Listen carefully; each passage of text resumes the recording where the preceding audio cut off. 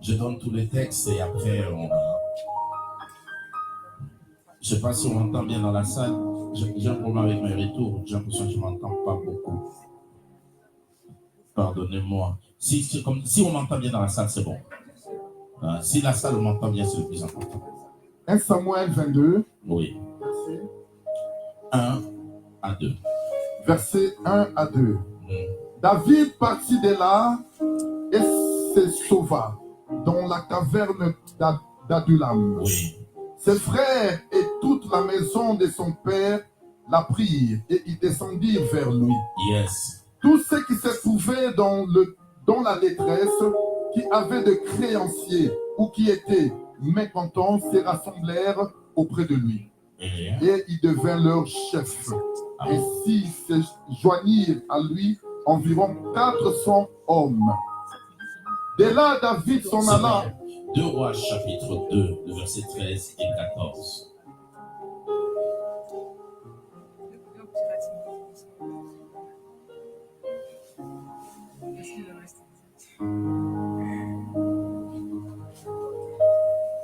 Deux Rois chapitre 2, le verset 13 et 14.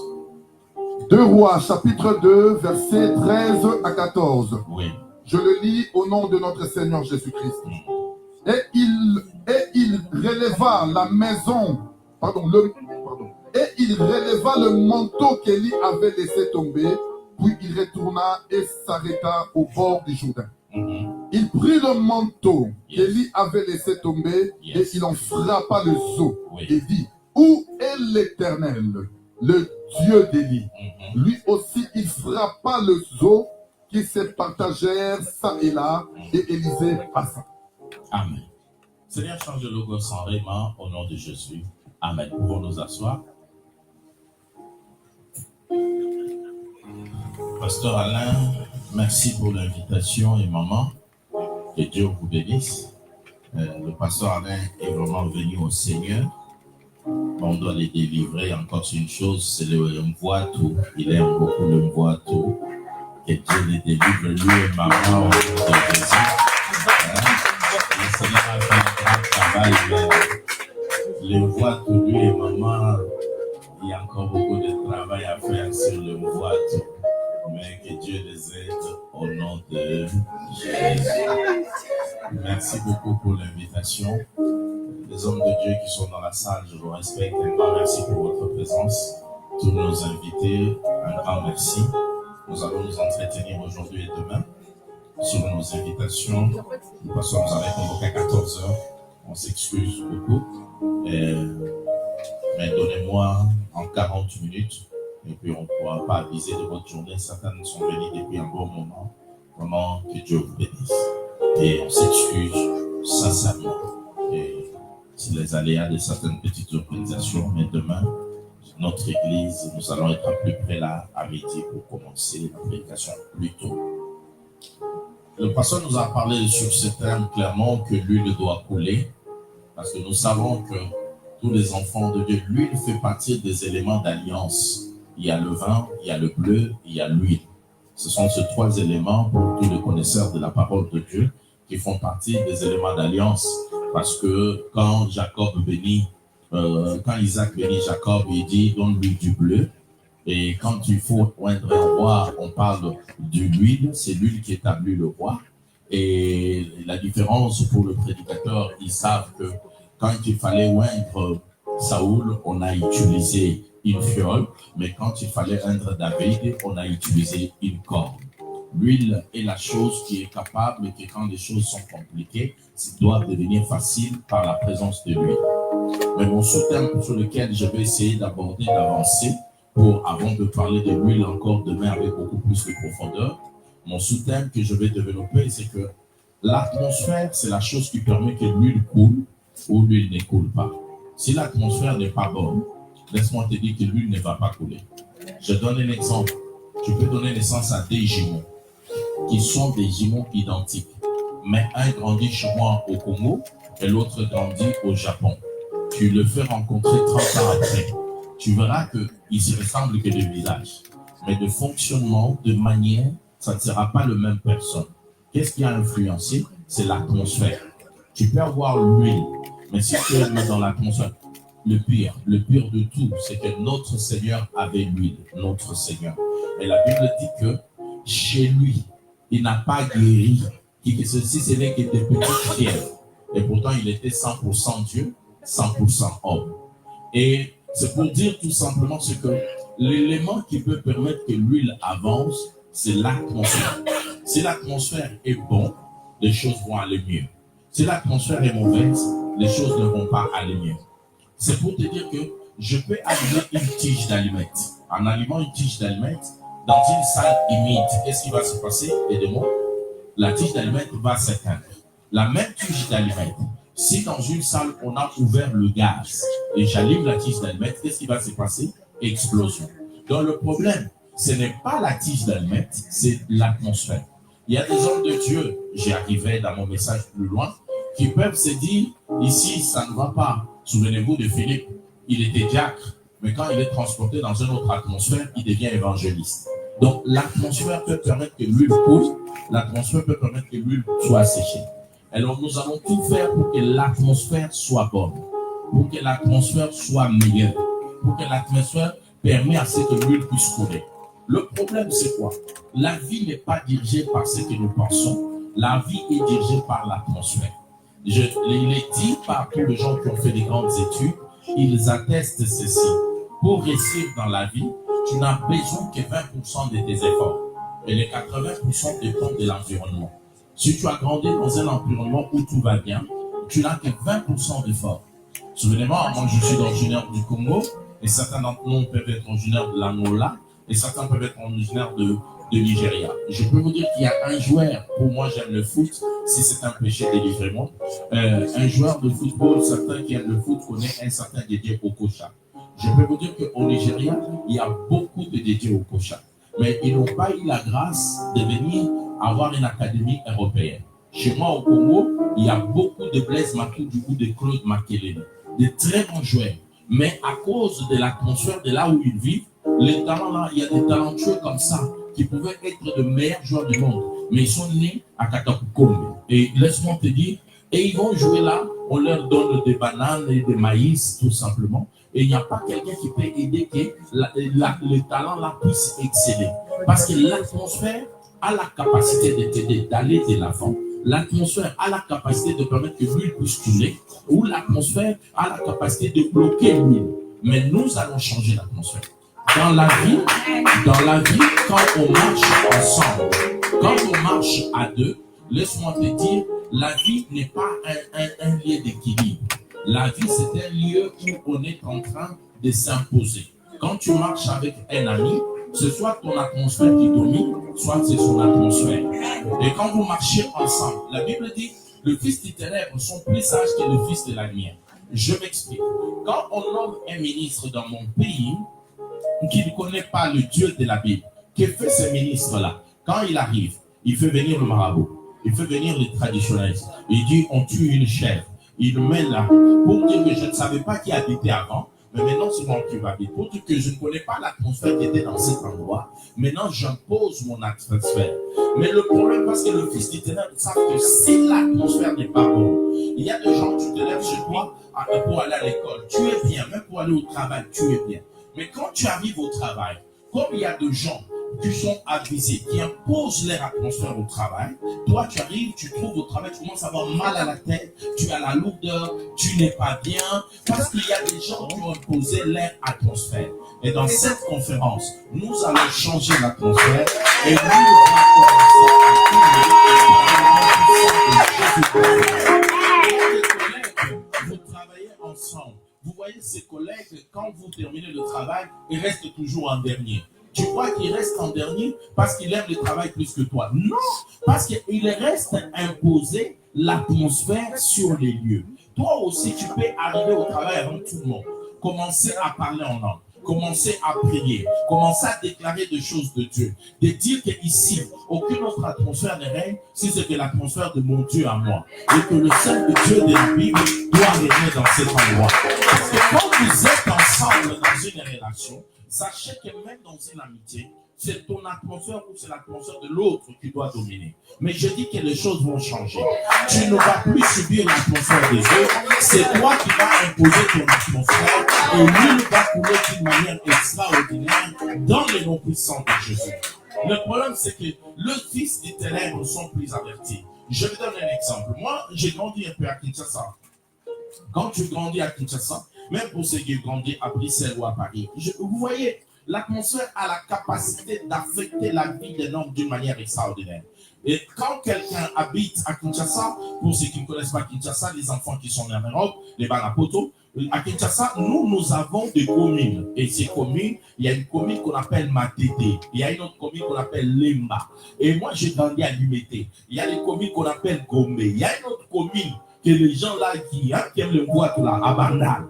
Donc, tu vois, quand tu parles avec quelqu'un de Matete, même s'il est Moulouba, même s'il est Moussouaï, même s'il est Moukongo, l'atmosphère de Matete les a coordonnés, tous ils parlent de la même manière. Ils fonctionnent tous de la même manière. Et quand on se croise même, on sait dire que lui, il est de Matete. On sait dire que lui, il est de Lemba. Même l'attitude, c'est-à-dire que l'atmosphère du quartier impose le langage, impose la démarche, impose la mentalité. C'est-à-dire que l'atmosphère est une chose qui peut te permettre de progresser ou de régresser. Il y a des parcelles, pour ceux qui ont grandi à Kinshasa comme moi, quand tu entres comme ça, tu n'as pas besoin d'un état d'esprit spirituel.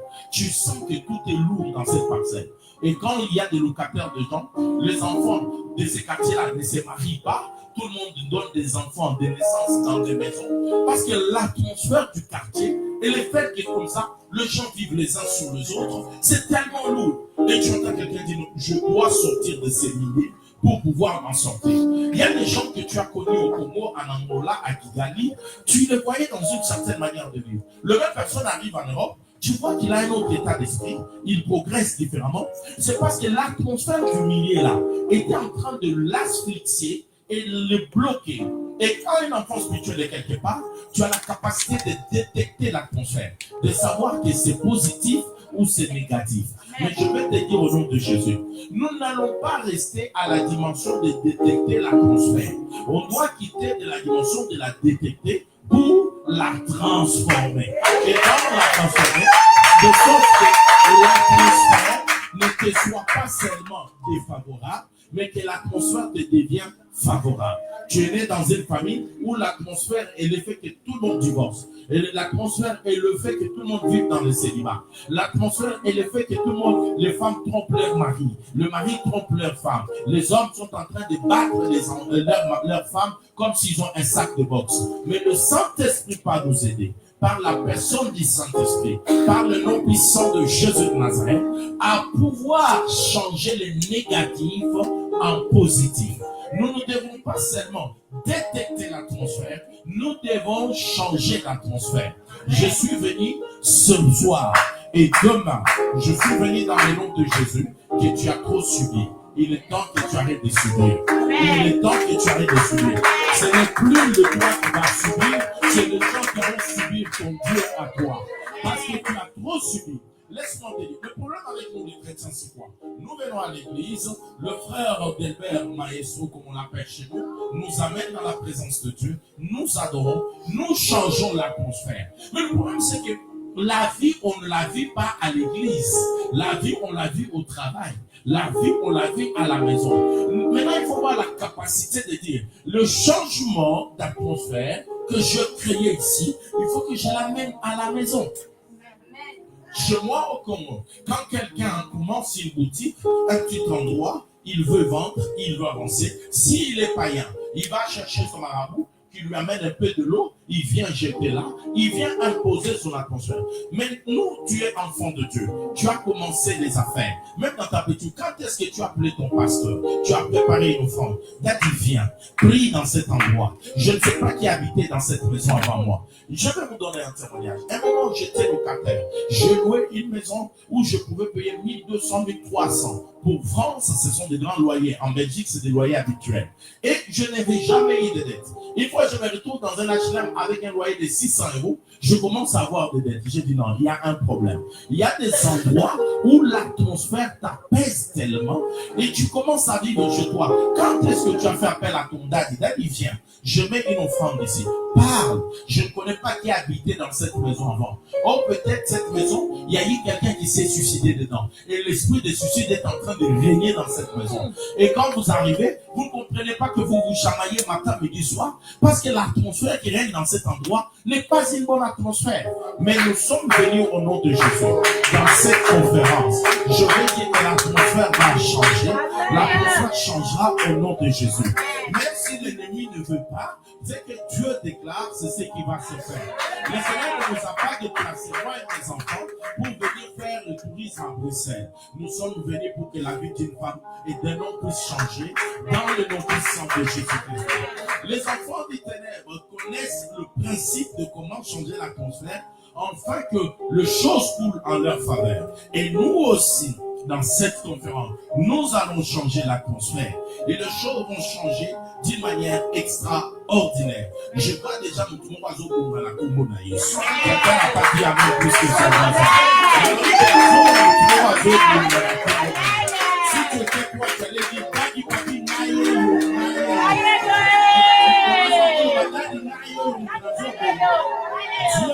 Dieu ne m'a pas envoyé pour ton voisin. Dieu m'a envoyé pour toi. Et dis à quelqu'un, j'ai trop subi. Dis à quelqu'un, j'ai trop subi. J'ai trop subi et il est temps que les choses changent. Je le déclare au nom puissant de Jésus. Et je dis que dans ta maison, les sorciers qui viennent dormir dans ta maison, il faut qu'ils sachent qu'il y aura férié dans la sorcellerie. Il y aura un jour férié. Parce qu'il n'y aura pas la porte de sortie. Parce que le porte de nos maisons ne nous appartient pas. Il s'appelle Noé. Il doit avoir construit l'arche. Mais quand il vient pour ouvrir, Dieu avait déjà pris la clé. J'ordonne au nom de Jésus que la clé de ta maison soit entre les mains du Dieu de la Bible. Et comme le Dieu de la Bible a la clé de ta maison, je ferme la clé de ta maison, je ferme la porte de ta maison sur la maladie. Tu n'enterreras pas à la fin de cette année. Tu ne pleureras pas. Il n'y aura pas de chômage. Parce que je fermais la clé de ta maison afin qu'il n'y ait pas de mort enfantine, qu'il n'y ait pas de pleurs ni de maladie. Je croyais que tu pouvais dire amen plus que moi. Je ferme la porte de ta maison. Je j'ouvre la porte de ta maison afin que le salaire augmente dans ta maison, que le mariage augmente dans ta maison, que les bonnes choses arrivent dans ta maison, que tant de diplômes et de diplômes arrivent dans ta maison. Tes enfants iront de diplôme en diplôme, d'augmentation de salaire en salaire. Je croyais qu'un parent pouvait dire amen plus que toi. Même si tu n'as pas d'enfant aujourd'hui, ce n'est pas parce qu'un enfant n'a pas comme la barbe que la barbe ne sortira pas. La barbe finira par sortir. Tes enfants finiront par vivre le bonheur. Dans les lots puissants de changement d'atmosphère. La nature a horreur du vide. Quand vous marchez ensemble, ne crois pas que non, moi je connais rien, comme les enfants de l'homme disent, moi je connais rien de ces choses-là. Ce n'est pas parce que tu ne connais pas rien de ces choses-là que ces choses-là ne te connaissent pas. La loi est claire, nul n'est censé ignorer la loi. Même si tu ne connais rien de la loi, tu vas la subir. Par rapport vos histoires-là, nos histoires-là, même si tu ne connais pas, tu vas les subir. Mais moi je dis au nom de Jésus, il y a un changement d'atmosphère. Ta vie ne subira plus de choses. Ta vie, c'est toi qui vas imposer ton atmosphère. Il y a des gens, vous arrivez dans des réunions importantes. Le Seigneur m'a fait grâce d'en participer dans des réunions importantes. J'en participe beaucoup. Mais quand vous entrez, toi-même tu sens qu'ici je dois m'imposer. Pas en parole, mais spirituellement. De sorte que la couverture ici doit être sous le contrôle de mon Dieu en moi. Pas le Dieu de quelqu'un d'autre. Chaque fois qu'Abraham parlait avec eux, il savait que le Dieu d'Abraham est celui qui impose. Quand tu es dans des affaires avec un juif, rassure-toi, tu ne gagneras pas plus que lui. Tu ne vas pas le tripler. Il est certain, il croit qu'il va imposer son Dieu. Et son Dieu l'amènera aux victoires. Et toi aussi tu imposeras ton Dieu. Et ton Dieu t'amènera à la victoire. Parce que l'huile va couler. Si autrefois l'huile ne coulait plus, là nous sommes venus ouvrir le robinet. Et l'huile va couler dans le nom puissant de Jésus de Nazareth. L'atmosphère. Il y a des endroits où tu arrives, Tu sens que tout est lourd. Tu sens que les choses ne marchent pas. Mais je vais te dire que ça va marcher. Il y a des gens qui ont commencé des affaires. Tout le monde fait la même chose. Mais tout le monde ne réussit pas. Tu as commencé, non, maintenant je vais commencer un magasin. On va vendre. On m'a dit que la kékélérie, ça marche. Parce que je me suis lavé. Tu commences et tu vois, on ne vend pas. Même quand on vient acheter, tu es de perte en perte.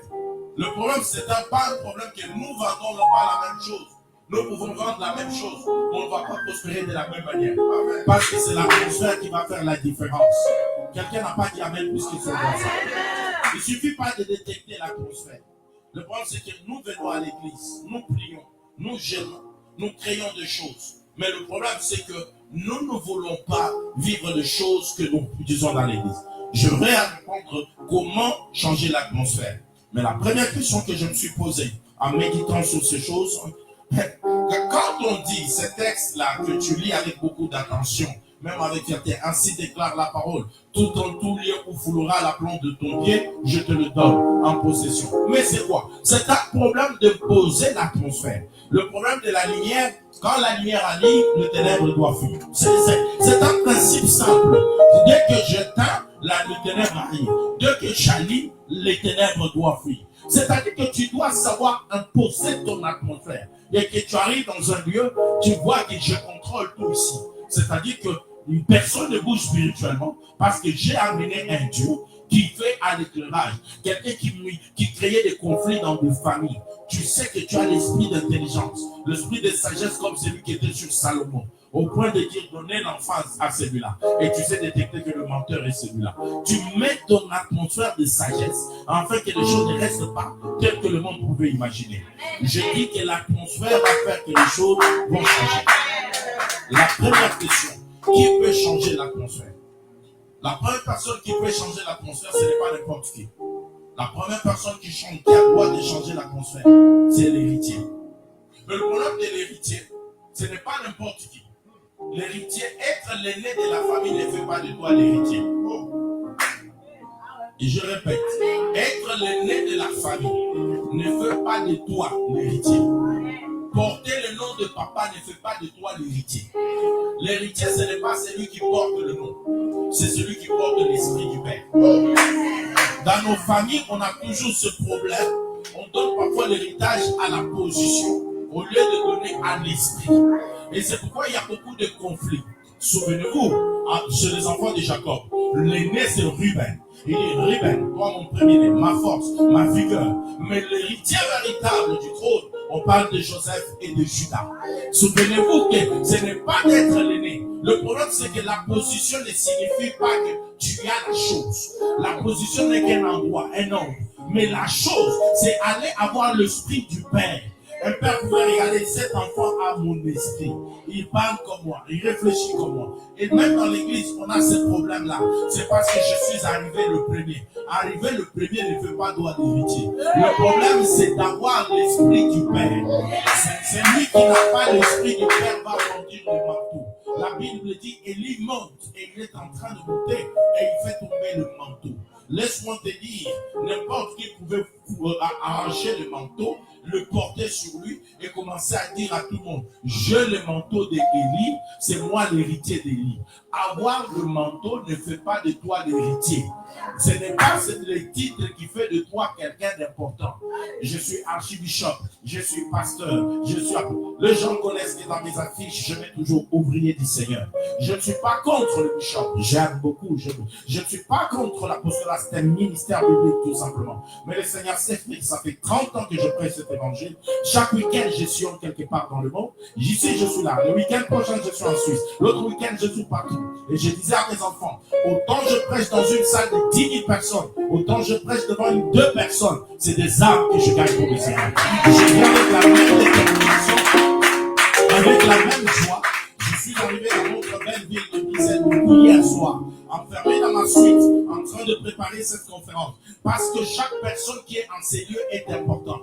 Chaque personne ici est important. Important, et je peux te dire que le Dieu de la Bible, je ne joue pas avec mon temps, ne m'a pas déplacé pour faire le tourisme. Il m'a déplacé, ta vie va changer au nom de Jésus.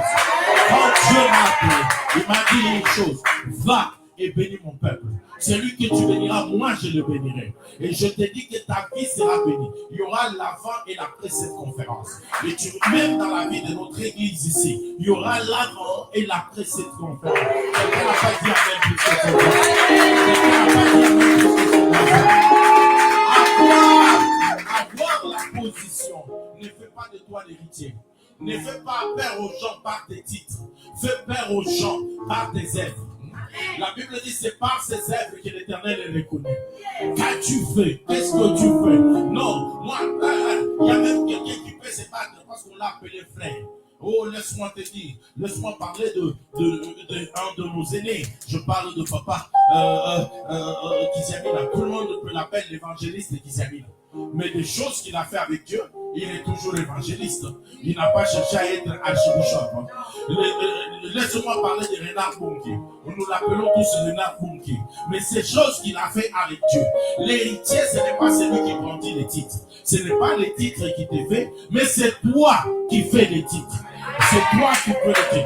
Tu as la chose de Dieu et que les gens te regardent. Ils ont du mal à savoir comment t'appeler. Et même ils ajoutent des noms et des noms. J'ai dit que quand tu as la chose de Dieu, tu ne dis pas aux gens que j'ai la chose. L'endroit qu'on reconnaît l'héritier, c'est devant le Jourdain. Devant le Jourdain, on reconnaît l'héritier. Et quand tu es arrivé devant le Jourdain, la Bible dit, devant le Jourdain, tout le monde l'attendait. Élisée, c'est ce que nous avons lu selon le livre de 2 Rois au chapitre 2, le verset 13 à 14. Élisée regardait le Jourdain. Les gens en train de regarder. Élisée dit, où est le Dieu d'Élie? Ce n'est pas parce que j'ai le manteau, mais parce que lui, il peut fendre le Jourdain.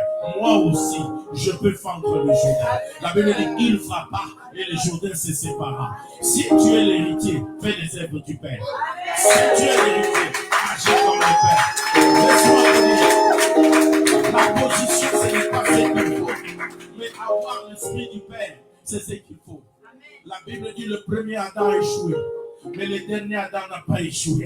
Quand lui il est arrivé, il avait l'esprit du Père. Il dit ce que le Père fait, c'est ce que je fais. Moi et mon Père, nous sommes un. L'héritier doit devenir un avec le Père. Il doit parler comme le Père. Il doit défendre les intérêts du Père. Il doit agir comme le Père.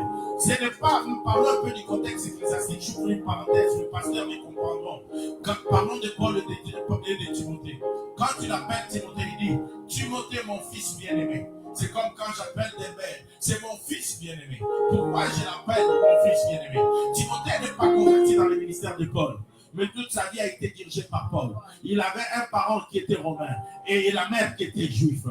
Et ses parents l'ont appris et il a été déjà converti. Mais quand il croise Paul, il dit cet homme est un homme de ma destinée.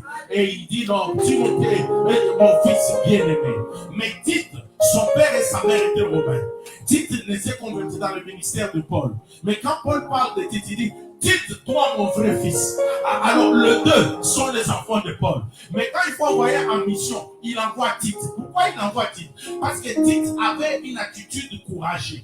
Tite pouvait parler, dire aux gens. Et dans l'église de Corinthe, on ne peut pas envoyer un Timothée. Timothée c'est un homme paisible. Il fallait envoyer un Tite. Parce que Tite pouvait suspendre les gens les yeux dans les yeux. Mais Timothée est celui qui accompagnait Paul.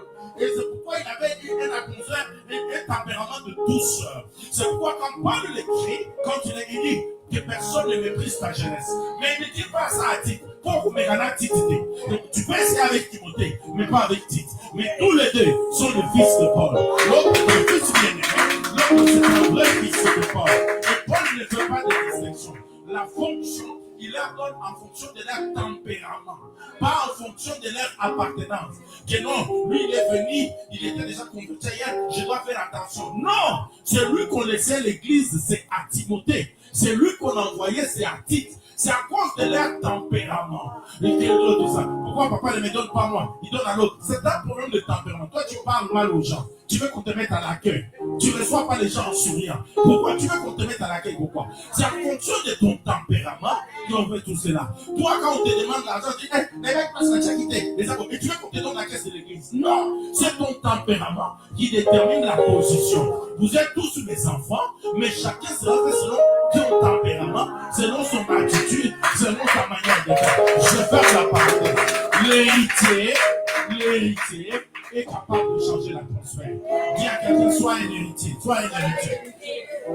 Ce royaume, ce n'est pas un royaume de n'importe quoi, c'est un royaume des héritiers. La Bible dit nous sommes co-héritiers avec Christ. Il n'y a que des héritiers. Ah, ça va.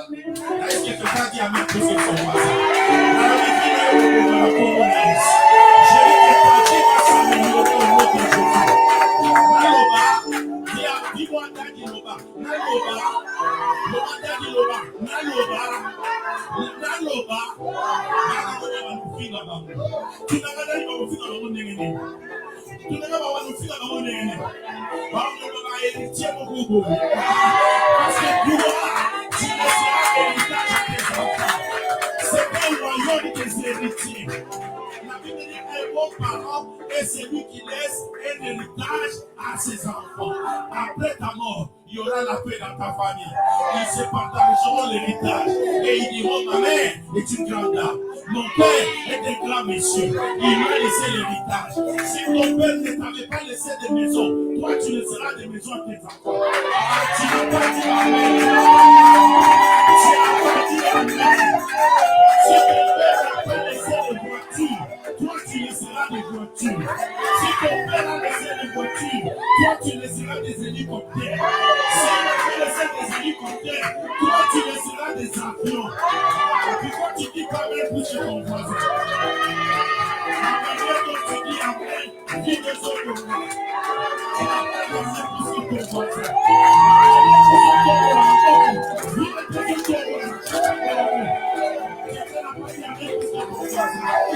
Tu laisseras l'héritage à tes enfants. Tes enfants bénéficieront de ton héritage. Les efforts de ma mère, les efforts de mon père, parce que tu es un bon parent, tu laisseras l'héritage à tes enfants. Tu ne leur laisseras pas un frigo plein, tu leur laisseras une banque pleine. Oh, quelqu'un n'a pas dit amen. Ne désespère pas. Le Dieu de Moïse est ton Dieu. Il n'a désespéré.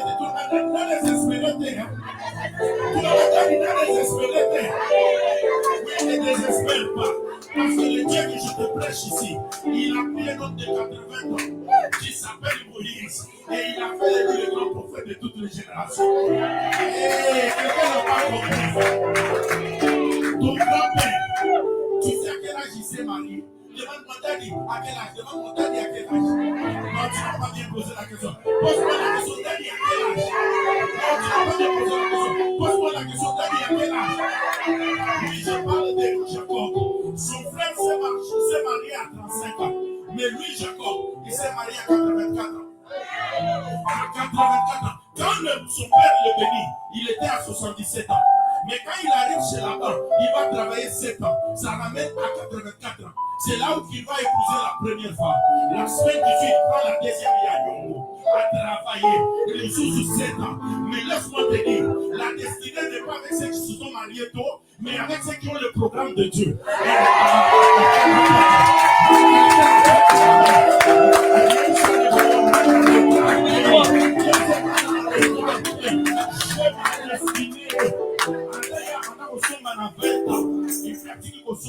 Mais on va nous sommes même si on va aller à 50 ans, on va nous battre ça pour. On va nous rattraper les cas.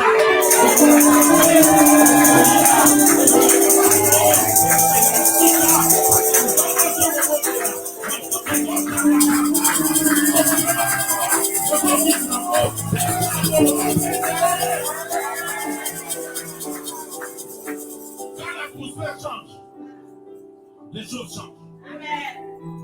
48 écoutés.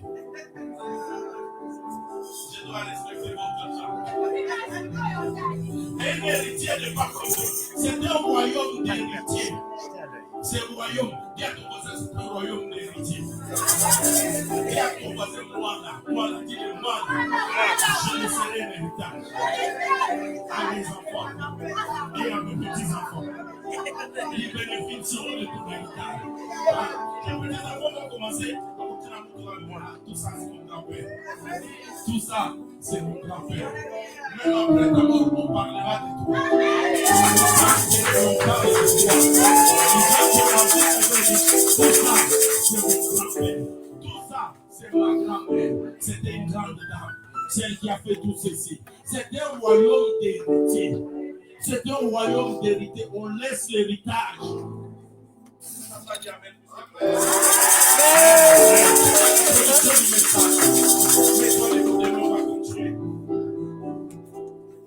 J'ai parlé 45 minutes. Mais la vie de quelqu'un peut changer en 30 minutes. Une seconde, dans son présent premier que Milaïel. Ferme tes yeux. Lève juste tes mains. Pose à mon centre. Pendant 3 minutes, nous voulons quand même prier ensemble. Pose à mon centre. Pose à mon centre.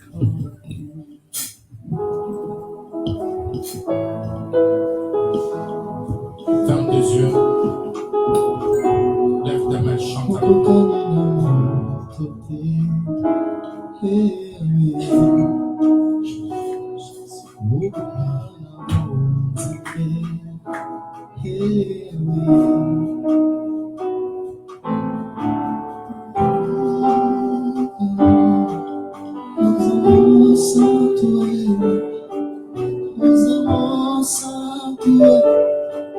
Osamo santué, okokanina montote, hewe, opani wagongana bonzambe, hewe, osamo santué, osamo santué,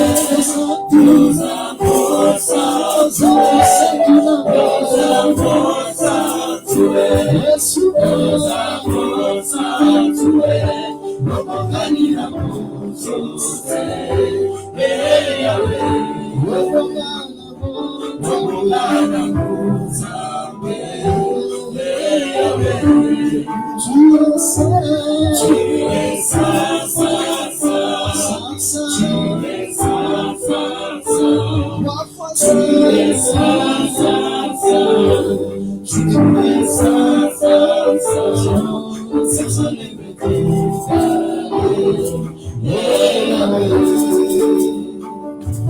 tu le dis de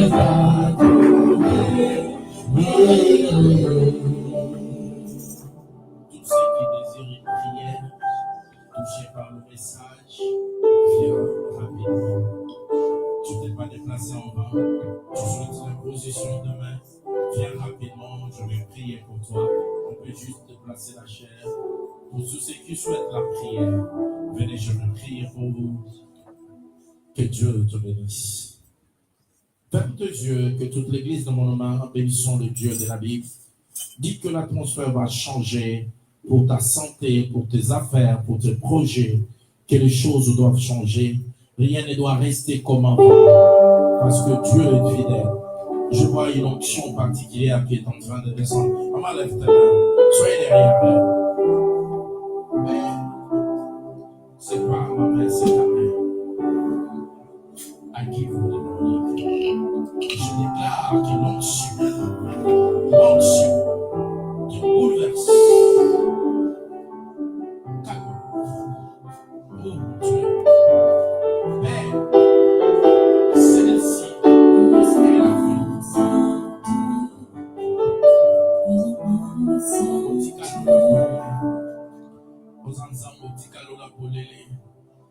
Merci pour ta présence. Parce que toi, tu es digne d'être appelé Dieu. Nous sommes venus pour que l'atmosphère puisse changer. Ma main posant sur ta servante. Celle-ci est la fidèle. Je déclare que mes mains qui sont posées sur toi, ma fille, que ta vie ne soit plus jamais.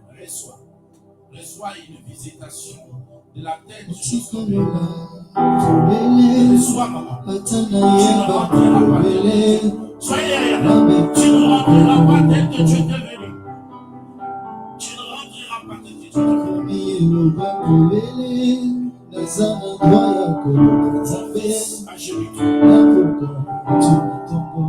Tu es venu à cette conférence. Que la grâce de Dieu. Je vais lire à l'alliance de mon Père, de tous les sacrifices qu'il a fait dans la maison.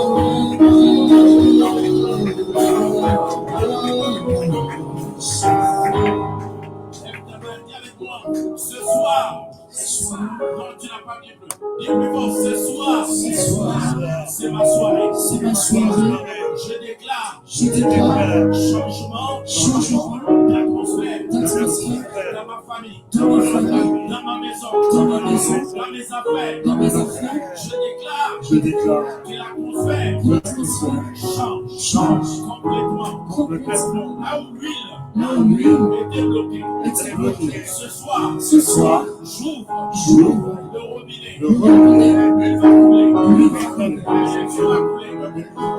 L'anointing va couler. Tout seul va couler. Maintenant, je te donne 20 secondes. Tu tapes les mains proclamant victoire, victoire. Si je prie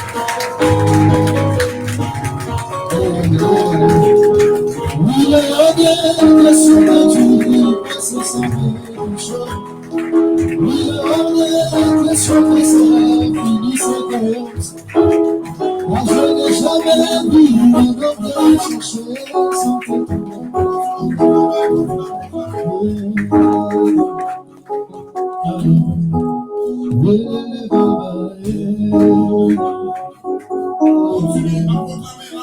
il est hors de question que tu fasses son édition.